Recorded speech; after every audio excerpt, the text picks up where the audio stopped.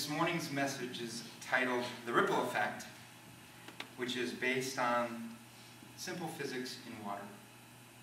If you drop a rock in relatively still water, it will produce circular ripples that expand out and away from the center. You may remember a TV commercial from the 70s. If you tell two friends, and they tell two friends, and so on and so on and so on, and they had little headshots of each one, and as the commercial went on, you had more and more heads on the screen, until the whole screen was full of hundreds of people saying, and so on and so on. That was the ripple effect. So the next idea I want to talk to you about is called sympathetic vibration. Take two tuning forks. Remember the forks that you tune an instrument with? You take two tuning forks and you put them close together, and you strike one, the other one will vibrate. People who play piano know this, because if you put the damper down on the piano and you hold but don't push down hard a note and then play its exact note in another octave, both strings will start to vibrate. When something vibrates at a particular frequency, other things around it that are tuned to that same frequency will vibrate in sympathy with it. They're coordinating their vibrations in time. The vibrations are happening at the same time for the same duration. You could also think of this as synchronization. So it's also, because synchron, chronos, time, synchron with time. So synchronization and sympathetic vibration, they're totally related to each other. So I have a short video for you, and I'm going to tell you what you're about to see. There's a guy, and he has 5 metronomes on a board, and they're set at different speeds. The metronomes are set at different speeds, and they're started at different times. So they're all going all over the place, okay?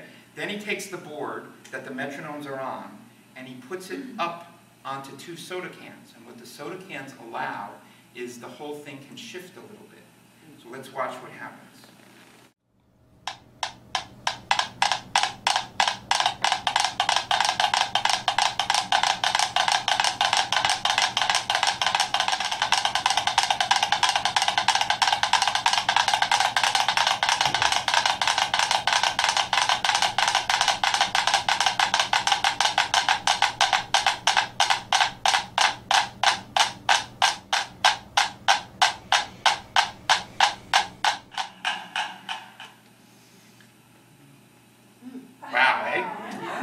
The community of metronomes got them all to move in the same synchronization.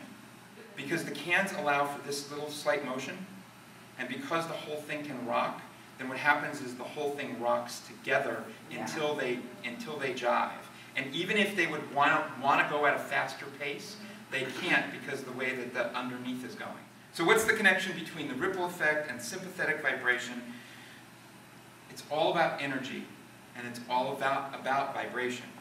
They're coupled together, and then their vibration would spread out, and it would spread out in a circular fashion away from the center. We're being pulled into a level of human awareness and human consciousness.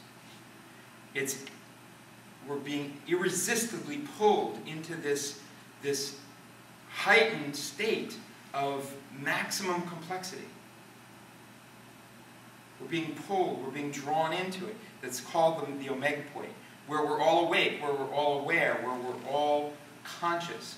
And he says it's irreversible, it can't be stopped, and it can't be undone. So we're on our way to this omega point. It's irreversible, can't be stopped, can't be undone. It's in our DNA. We're going there. We're going to the omega point. No matter if you're good or not, you're going to get there. Here's my question for you. Are you going to wait for it to come? Or are you going to initiate it? Are you going to be passive in this matter? Are you going to wait for the omega point to show up? Or are you going to be a co-creator of the bringing the omega point into reality?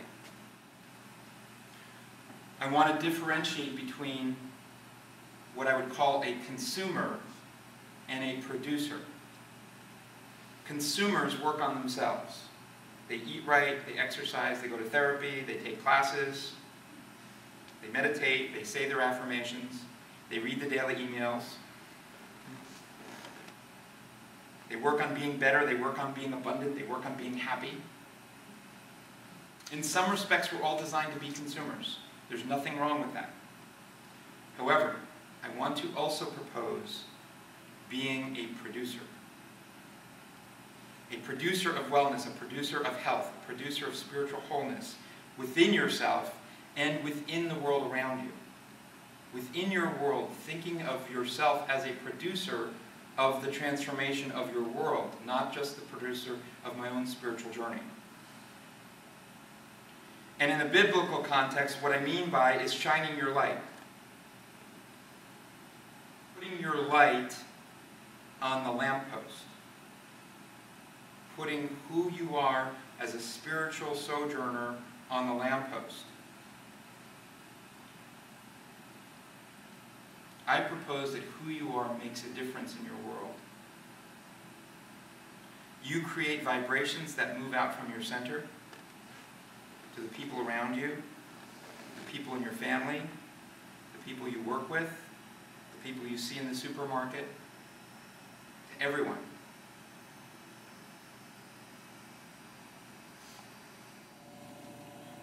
You get filled with light by seeing your world generously.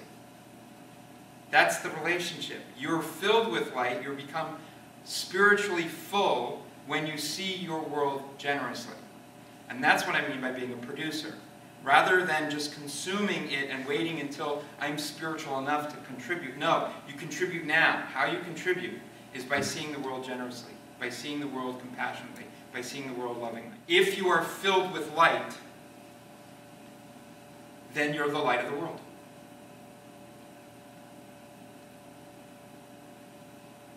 If you're filled with light, you're the light of the world.